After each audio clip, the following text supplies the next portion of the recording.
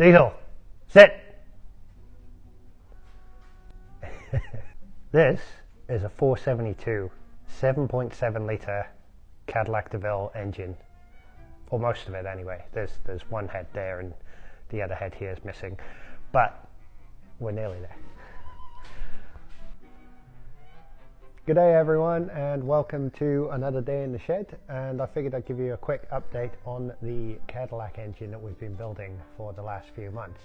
So as some of you will probably remember, we bought a 73 Deville probably 6 months ago, maybe more, and we stripped the engine out because it was in dire straits. So I'm going to show you what we've done and how we've got to it.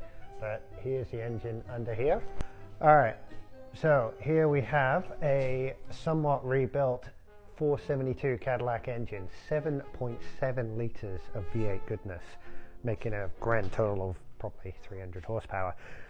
When we bought the engine, we pulled the sump off and it was full of rat droppings and dust and dirt, and it was absolutely minging. I'll just show you the sump here, hang on.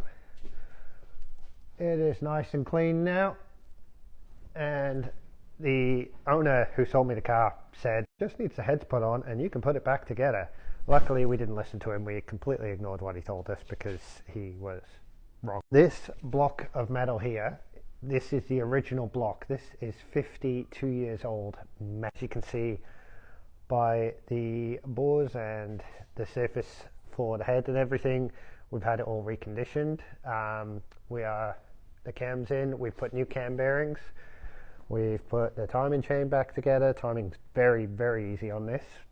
Pretty much there's a dot there and there's a dot there, and if they line up, you're good. Underneath we've got new crank bearings all the way along. This crank is heavy as, and there's brand new piston rings on every single piston too. Original push rods. We got chunkier roller rockers with ARP studs. One of the issues we did have is this bracket for the new roller rockers is chunkier, and the studs with the new nuts, they are chunkier, and they were hitting on each other.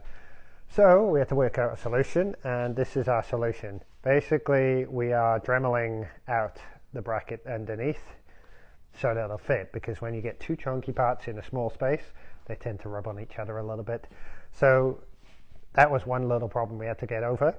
But the combination of the big lift cam, the roller rockers, the fact that the valves have been ported out a bit, everything on this is going to push the power up, hopefully higher, to closer to the 400, 500 mark, which will be reasonable for the sheer size of the damn thing. We also have over here, I'll show you this, tall Edelbrock intake. We also have the extractors, which are very good looking.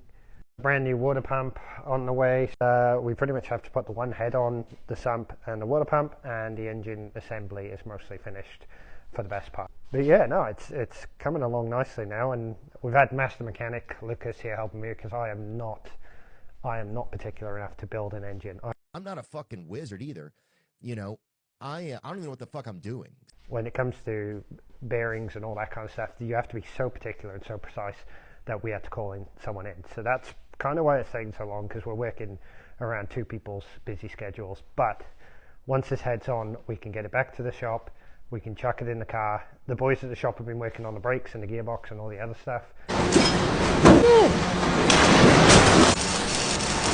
So once this engine's back, in theory, we should be able to get the car over the pits, back on the road. We'll do a bit of cruising around in it, make a couple videos, and then we're going to put it up for auction.